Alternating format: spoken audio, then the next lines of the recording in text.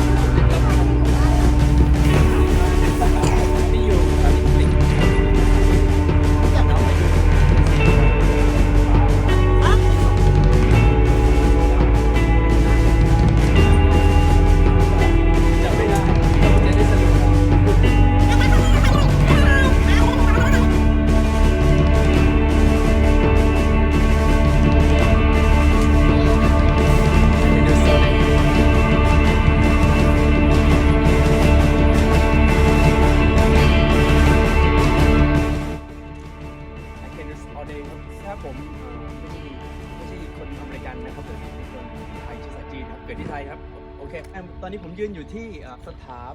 ปัตยกรรมรูปร.5 นะครับหรือว่ารัชกาลที่5นะครับก็ในช่วงรัชกาลที่5นะผมพูดสั้นๆก็ที่ฝรั่งเศสนะครับจะเอาเรือขนเรือมายึดดินแดนของเรานะครับผมจริงๆผมใส่ชุดเนี้ยมาตั้งแต่5 ปีแล้วครับต้องการนะพี่น้องเด็กๆมีความสุขนะครับมันเลยความเท่ I can do all day นะครับวันเสาร์ที่2ของปี